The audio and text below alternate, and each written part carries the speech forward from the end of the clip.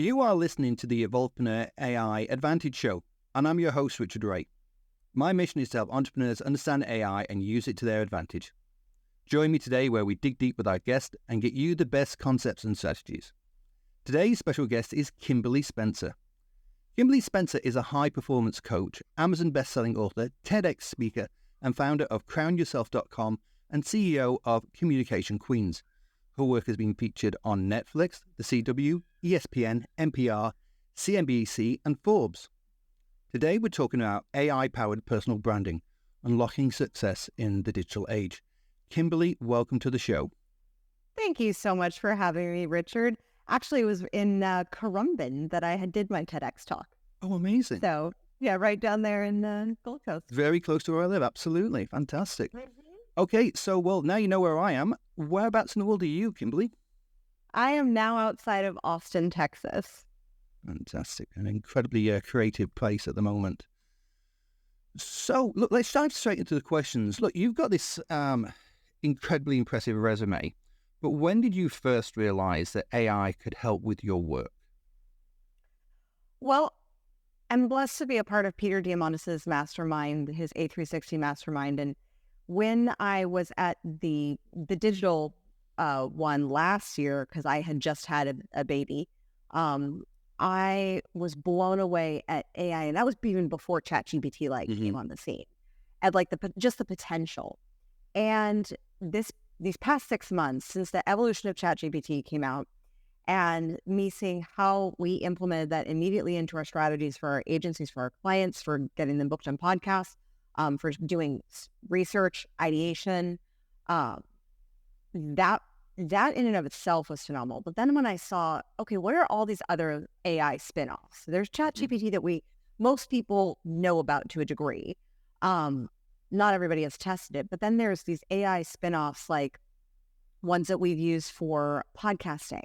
And I took a week and I just poured myself into every form of AI enhancements that they had that are out there, for anywhere from video to audio to audio sound mixing to writing, and looks at what really could be advantageous to our business and for our clients in really helping them leverage their personal brand and standing out in their industries.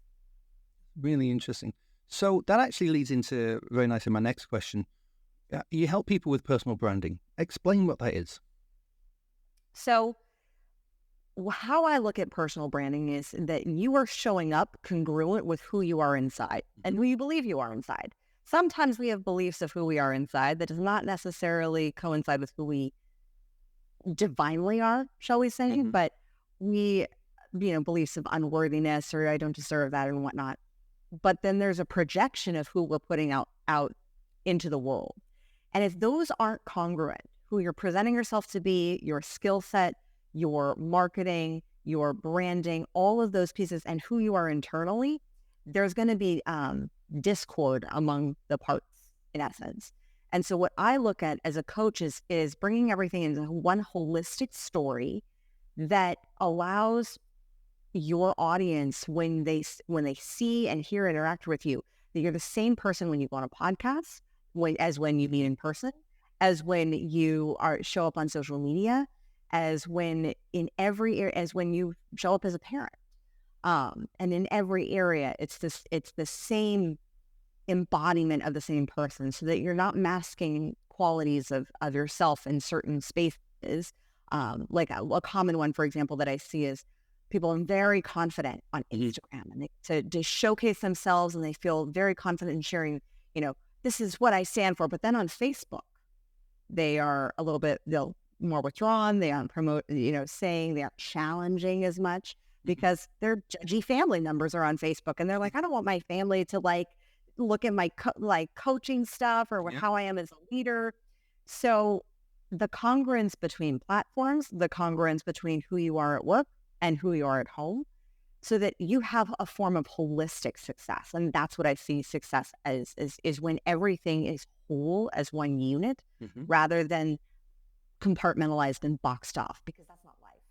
So it sounds like you're very much helping people show their authenticity and to communicate that across to everybody in their life, whether it's, personal life, work, or anything else that might happen. Mm-hmm. Yes, exactly, Richard. Nailed it. Thank you. Well, you explained it so well. So the next question then, you've explained what you do. And what are you doing with AI now with your clients? Because obviously there's a lot of work that you must be doing with people on a personal level.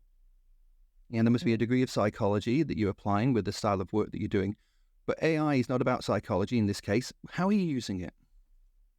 So with clients, I use it for ideation.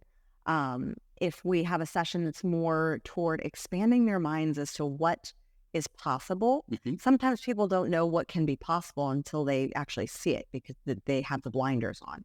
So using it for ideation, for brainstorming. Within my team and in my business specifically, we use it for podcasting. We took our podcasting process from 20 hours to 2, leveraging AI from PodSqueeze, Podcastle, ClearVoice.io, I think it is, or ClearVoice.ai, I believe that is, and ChatGPT. And then we use tools like ChatGPT as outlines and ideation for social posts, but this is where I get like really hard lines on leveraging ChatGPT for social media. Is there still a level of humanness that is felt and experienced when interacting with a personal brand? And if you're only copying and pasting that which AI writes, it's not going to have all the amazing flavors of you because all you're doing is prompting it.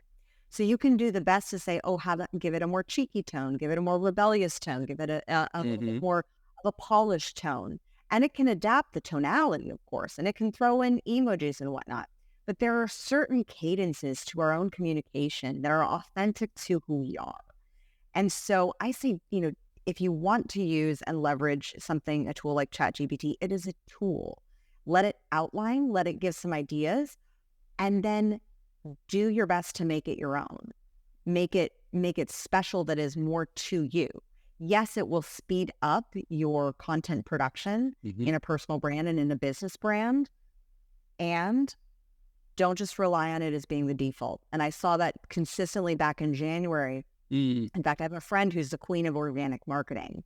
And she said she lost a lot of clients because ChatGPT came out and said, they're like, I don't need you anymore.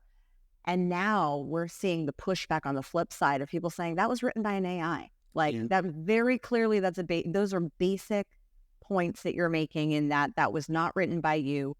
And there is almost a feeling of disrespect to the audience when there's that experience, because especially if you have followers who have been engaging with your content for years, like I've been online for 7 years.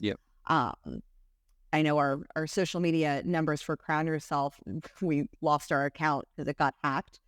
So we're building that back up. But my goodness, like the experience of building a brand for 7 years and there's a rapport that you get with your audience. And then if you suddenly switch to the voice being more robotic, then it's almost like a disrespect to the people that have felt invested in what they're in the brand that is you. See, this is very interesting because what I'm starting to see, and I'm hearing this from multiple people, that whilst ChatGPT might be a great way to start, having that blank piece of paper on the typewriter, the metaphorical typewriter when you're trying to create something, is incredibly challenging. And maybe you can use something like ChatGPT to begin the process.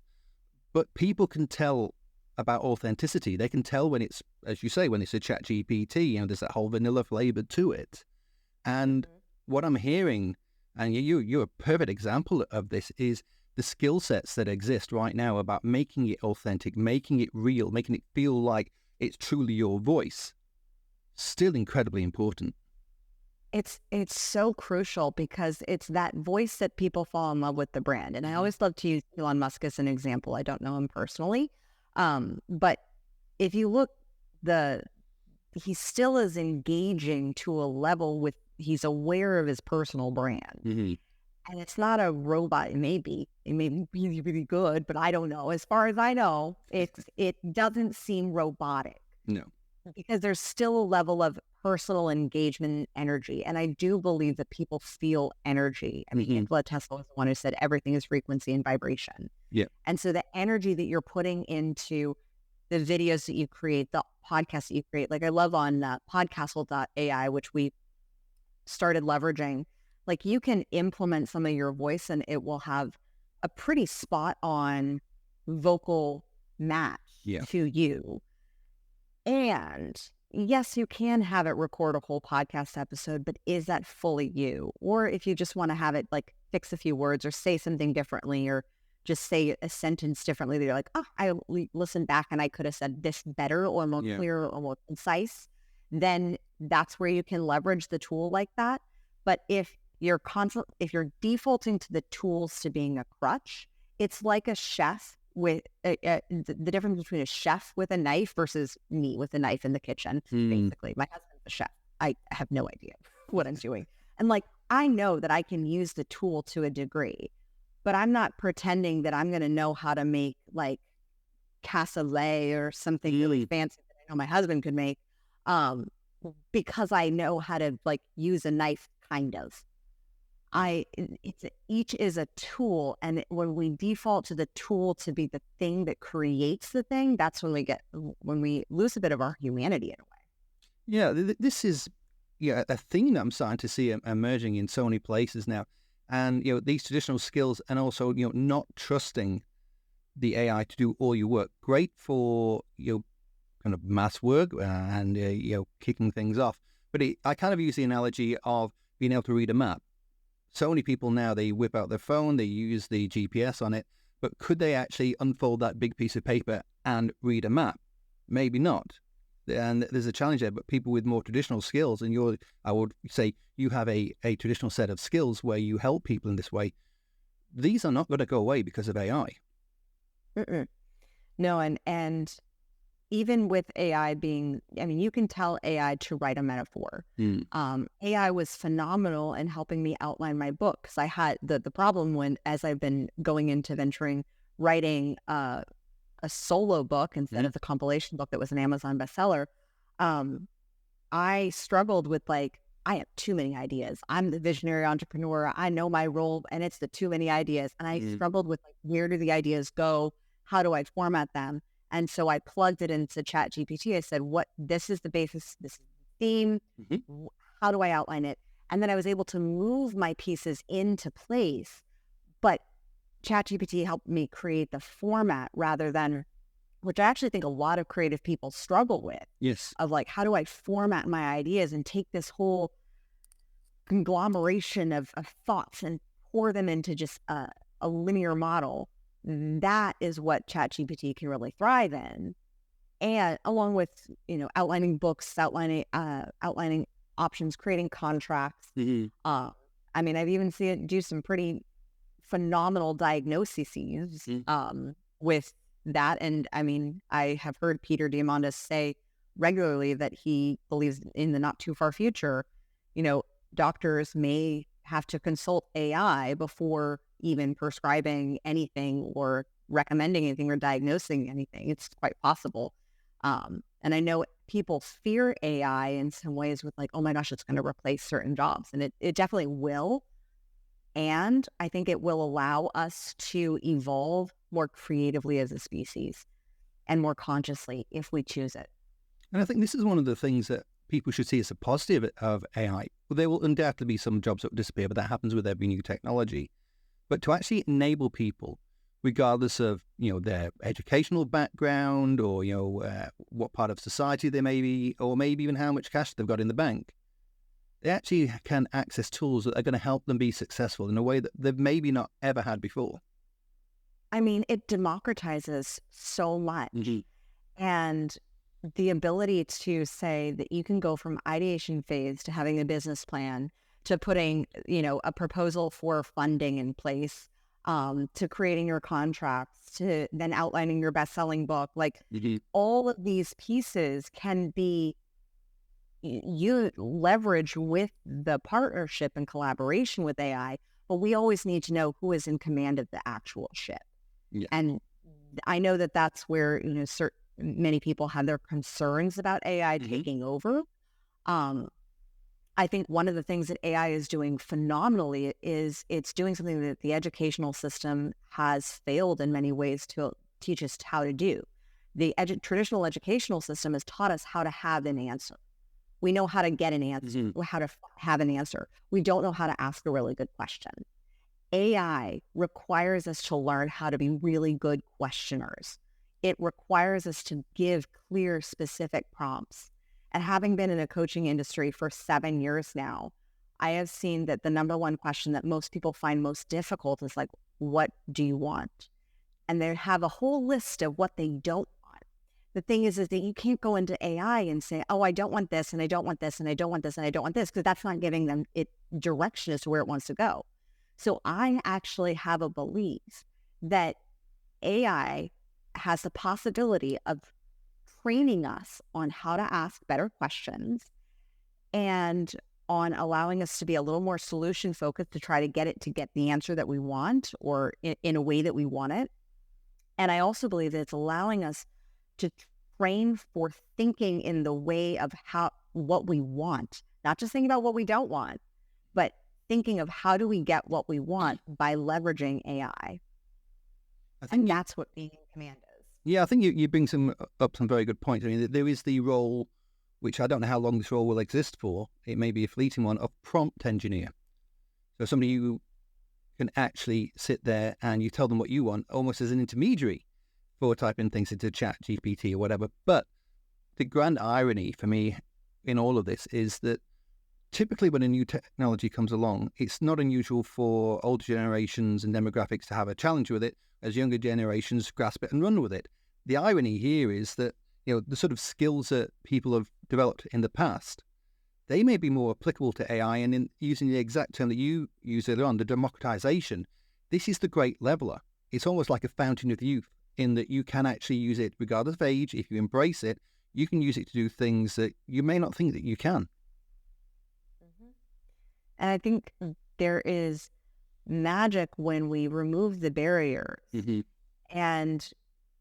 And that also requires us to take more personal responsibility. I mean, I personally, every time I interact with AI, I thank it. I say please and thank you, because it's modeling our own consciousness as a collective consciousness. So it's learning from every single one of us. Knowing that I'm raising 2 young boys right now, or 2 young children just in general, like, if AI is going to be a dominant role in most people's lives, which it's not going anywhere, like, it's here, Pandora's box is open, and AI were to possibly develop ethics and empathy at some point, I would like it to be able to know that humanity is kind and compassionate and considerate, and to say please and thank you. And I think, again, these are classic traits that need to be maintained. My son, he laughs at me when I say thank you to, any of the, the tools I use.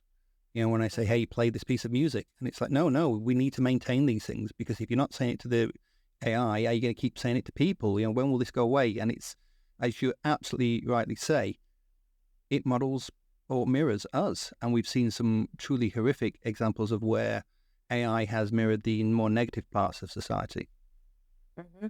And the beautiful thing, though, is it can mirror the great parts as well. Yeah. And I know the fear comes from a lot of people of like it mirroring the negative, but if we all focus and collectively choose to take personal responsibility over our communication and know that in all of our communication, AI is learning, whether it's communication online, communication betwixt 2 people, like, it's continuing to have that learning. And so it's our job to become the conscious leaders of our lives who are congruent inside and outwardly, so that way we are guiding it like a parent to a child. Like, right now, AI is in its infancy stages and it's growing quite fast into a toddler, and it's learning a lot. So what happens when it gets to the teenage years and will our consciousness as a collective humanity be evolved enough to be able to lovingly discipline, parent it, and also allow it to have the freedom? Yeah, those are great analogies. So with the clients that you have you found that they've embraced it? Is there certain types of client who you would traditionally work with that don't want to use AI? What sort of differences are you seeing? How are people receiving it? I've seen that people, clients specifically, who still use like a traditional, like handwritten calendar, Mhm. they may be less um, open to using AI because I'm working on looking at how do we streamline who you are, how do we delegate the parts that are not in your genius zone, how do we align your brand so that you're have streamlined processes so that those clients may not be fully embracing. If you haven't already embraced technology to a point, then the learning curve is a little steeper. But for the most part, most of my clients have embraced AI. Yeah. Whether it's in just being able to format a landing page inside of Kajabi, or in Mhm. having Canva pull up quotes from a podcast interview that you've been on, um, or in using ChatGPT to format your ideas for your next YouTube video or an Instagram post, or give you, podcast show descriptions or Mhm. timestamps. All of those things can be leveraged with AI, and it also allows you to be more creative with your team. So no longer is your team caught up in mundane tasks. They actually can bring forth more ideas. You actually have more time to implement more things. Because we cut down on our podcast production time so much, we're now able to launch another podcast Yep. because that time has been saved. Whereas I wasn't really comfortable wanting to launch another podcast until we had a little bit more of a streamlined production process, and our process was pretty tight. Um, but being able to see how can we then, when we have more time available, more time because we're not focused on doing these elite tasks that, quite frankly, robots and AI can do. Um, what does it mean to then be truly creative? What does it mean to be human? And how can we then connect on that level and on creating deeper connection with humans, because these softwares have been democratized, because we have access to these tools? I think that that's really where humanity can go in a beautiful way. And I'm seeing it consistently here, especially outside of Austin, where there is the love and the embracing of tech, and then depth of connection, Mm. where between humans in real life scenarios, not just virtually. And I think, again, you raise some absolutely fantastic points. People are too quick to jump to the negative. There are so many positives that can come from AI. Do you have a specific example of one of your clients and how the use of AI has really transformed, their success? I mean, you don't have to name names, obviously, but is there a good example? Yeah. One of my clients was really struggling with funnel building Hmm. and building out the funnel so that they were in alignment with her brand, Hmm. because she just frankly had too much on her plate. She had too many clients. She had too little team. And when she started leveraging AI to build out her funnels, to create at least the outline forms of her emails, Hmm. and then to be able to then go for it, so that freed up so much of her time, so that then she actually was able to go out and hire more team to support her, and then train them in how to use these tools. And then so she's removing herself and elevating her roles faster. And I think that that's the thing, especially as entrepreneurs, that I see so many entrepreneurs struggle with, is the elevation of our role. Because when you start a business, you have a certain skill set that is really your genius zone, but then there's like 15, 25 other different roles that you're playing: social media manager, bookkeeper, contract writer. Please don't just write your own contracts, though. Just default. So, like, please get those checked by a lawyer. But we have all these other roles that we're playing, and there's 25 different hats. The more successful entrepreneurs who are building their personal brand, coinciding with building their own business, they are extremely successful at elevating their role faster. And because they're elevating their role, and what allows them to elevate their role is delegation and team. And so I always work with my clients through a process of like, what can you eliminate? Because no need to have something on your plate that you can just eliminate. But what can you automate? And AI provides so much automation options for people to be able to just take that and run with it. I know that especially with our, just like to give an example of our podcast production, like we pop up one podcast episode into Pod Squeeze, we get our newsletter, we get our social media caption. Now, of course, we tweak them. Of course, we make them a bit more me sounding, but we have the template so it frees up so much time. And then delegation. And then that allows the CEO and the founder to elevate their role faster into the visionary role, which is really where they thrive.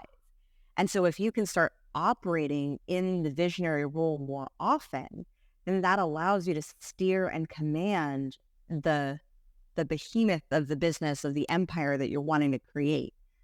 And I think for any person who is wanting to really leverage a personal brand, when you understand how to communicate and how to leverage these tools, it changes the game. So like back to my client, once she had built her funnel, she was able to get products out a lot faster and bring in more cash flow simply because she was implementing these. She was able to implement faster because she was able to automate and then delegate faster, which sped up the whole process, which is the number one thing that most entrepreneurs are complaining about is like, oh, it takes so much time to get a client. If you can shorten the sales cycle, and sometimes that's shortening the production cycle. So if you're no longer taking multiple weeks to get a funnel in place and all that because you have the team and the support, that's what happened with her. She was able to have the team, the support, and the automation in place so that suddenly she was able to start making income, and the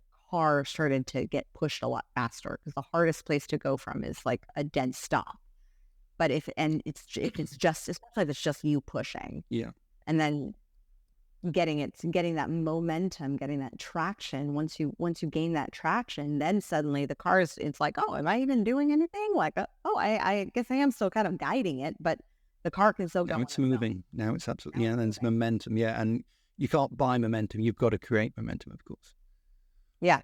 And money loves momentum. Oh, very much so. Very much so. So, I mean, just look at AI. Oh yeah, without a doubt. There's some fantastic advice there. But if the listeners today were to take away one really important piece of advice from you, what would it be? Start commanding your language and looking at the kind of questions that you're not only asking yourself, but asking AI.